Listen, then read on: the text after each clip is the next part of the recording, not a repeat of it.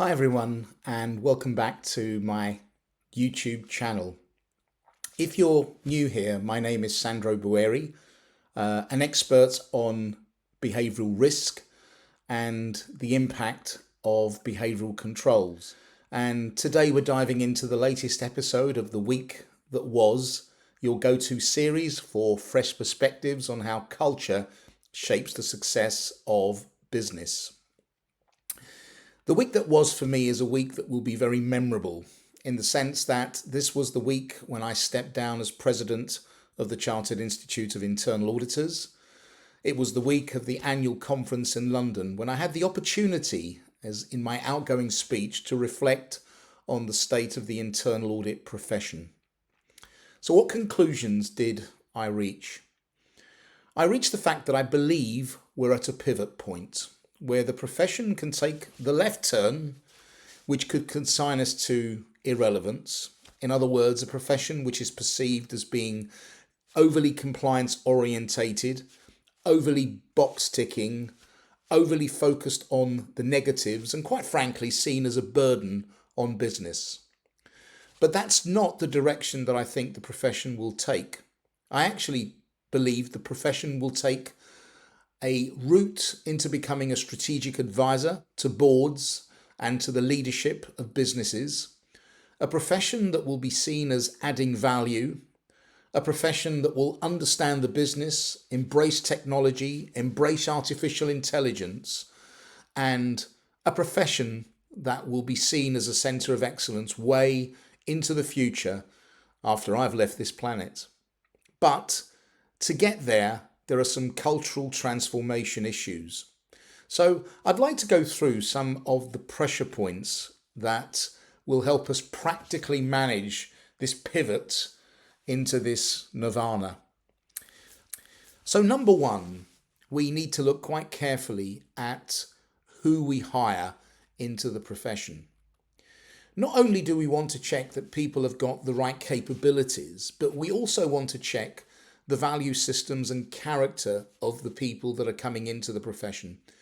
We want to make sure that at interview we're validating whether people have a can-do attitude, have a curious mindset, have a willingness to embrace data analytics and artificial intelligence, and have the courage to challenge convention.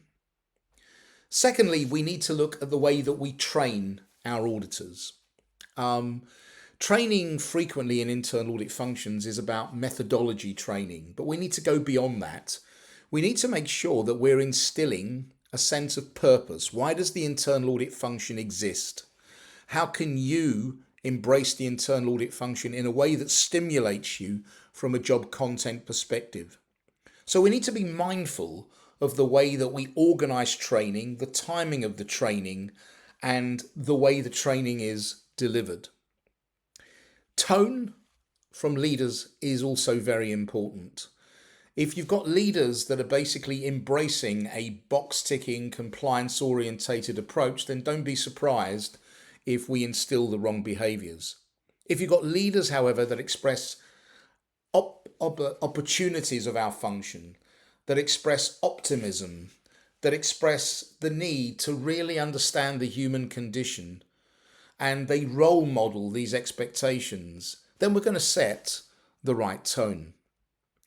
The way we incentivize and the way we disincentivize has a massive impact on behavior. So, are we going to incentivize entrepreneurialism or box ticking?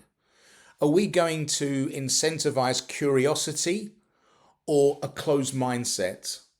Are we going to incentivize people who are willing to train in data analytics, people who are willing to explore artificial intelligence, or are we going to disincentivize people from taking any risk and exploring these technologies?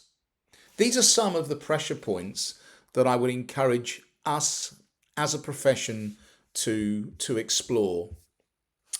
So, whilst culture may seem enigmatic and difficult to solve for, it's a critical component in not only the success of a business, but also the success of a profession that I know and love and has served me very well over many, many years. A profound thank you for everyone for engaging with me. Be sure to like and subscribe this video so you don't miss these weekly discussions or any of the new projects that we have in the works. And while you're at it, please comment below and let me know what topics you would like to hear about on this channel going forward. See you next week. Thank you very much.